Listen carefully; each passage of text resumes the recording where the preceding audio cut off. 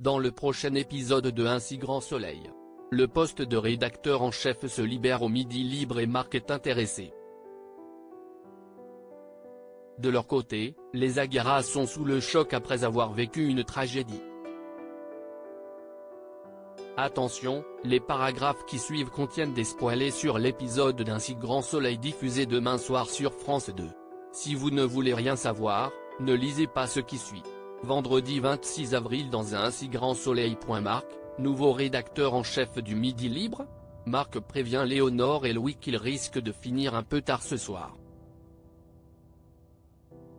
Un pot d'anniversaire est en effet organisé en l'honneur de son rédacteur en chef. Léonore lui demande ce que lui et ses collègues ont prévu de lui offrir. Marc lui répond que, pour célébrer ses 64 ans, ils ont décidé de lui offrir un stage de parapente. Arrivé au bureau du Midi Libre, Jacques, le rédacteur en chef du journal, complimente Marc sur ses derniers articles. Il le trouve captivant. Jacques souligne qu'il a su affirmer son style au fil des années et qu'il est heureux d'avoir pu assister à cela. Marc ne peut s'empêcher de remarquer que Jacques parle au passé car il n'a pas fini de le surprendre. Quelques heures plus tard, alors que se déroule le pot d'anniversaire de Jacques, Marie-Sophie Guérin, la journaliste de France Bleu Héros vient saluer Marc et ses collègues. Jacques se lance alors dans un petit discours dans lequel il remercie ses collègues puis il leur annonce qu'il prend sa retraite. Marc est surpris et reproche à Jacques de ne pas lui en avoir parlé. Il lui répond que le directeur de la rédaction voulait qu'il garde ça secret jusqu'à aujourd'hui. Il ajoute qu'il partira dès la semaine prochaine. Il avait accumulé des jours de congé en retard et les a tous posés. Jacques pense que Marc pourrait le remplacer en tant que rédacteur en chef. Il estime qu'il a une véritable vision à défendre. Quelques instants plus tard, Jacques fait l'éloge du travail exceptionnel de Marc auprès du directeur du journal. Un peu plus tard, Marc retrouve Léonore. Il lui raconte tout ce qui s'est passé et il lui avoue avoir été un peu vexé que Jacques ne lui ait rien dit. Il regrette qu'il ne lui ait pas fait confiance. Léonore estime que ce n'est pas une question de confiance, surtout après la proposition qu'il vient de lui faire. Marc hésite à postuler officiellement. En tant que journaliste d'investigation, il ne se voit pas rester derrière un bureau. Léonore trouve que, au contraire, c'est exaltant d'avoir une équipe et de diriger une rédaction. Marc veut prendre le temps de réfléchir. Le soir venu, le directeur de la rédaction de Midi Libre appelle Marie-Sophie. Il lui annonce que son CV a beaucoup plu à la direction et qu'ils ont décidé de la nommer rédactrice en chef du journal. Elle est ravie d'apprendre cette nouvelle et elle a hâte de commencer. Philippe et Mortaïs et la famille Aguilar sont sous le choc après la mort de Philippe survenue lors du home Jacquin. Manu et la police scientifique sont sur les lieux pour enquêter. Le capitaine Léonie interroge Thaïs.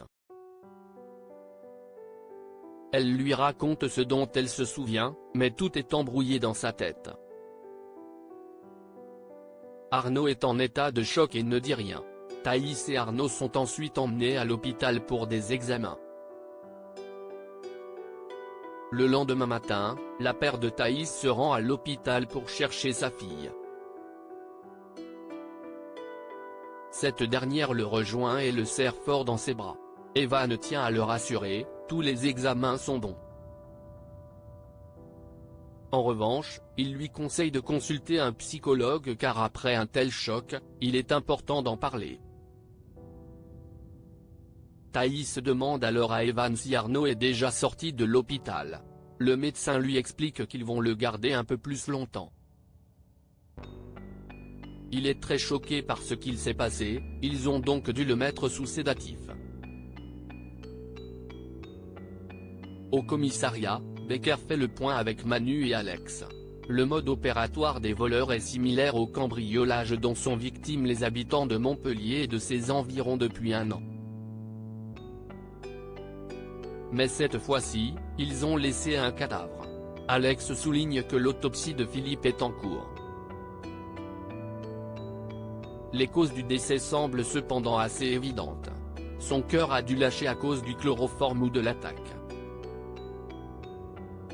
Le commissaire leur demande d'interroger Anne quand elle pourra parler. Un peu plus tard dans la journée, Manu entend Anne au sujet du cambriolage. Elle lui explique que le coffre contenait des montres, de l'or et des bijoux. Elle estime le montant du préjudice à 200 000 €. Elle précise que tous les objets de valeur étaient dans le coffre. À la sortie du commissariat, Anne appelle Florent en pleurs. Elle lui annonce la mort de Philippe lors du cambriolage. Florent est sidéré. De son côté, Thaïs retrouve Maëva. Elle n'arrive toujours pas à réaliser que Philippe est mort. Thaïs se demande comment Anne et Arnaud vont réussir à surmonter cette épreuve. Le soir venu, Anne se rend à l'hôpital pour chercher Arnaud. Evan ne voit pas l'utilité de le garder une nuit de plus mais Anne devra le surveiller. Arnaud est très faible psychologiquement et il a été mis sous anxiolytique. Il lui conseille de rencontrer la psychologue de l'hôpital. Anne retrouve Arnaud qui la remercie d'être venu. Elles fond en larmes. Arnaud la prend dans ses bras et la réconforte.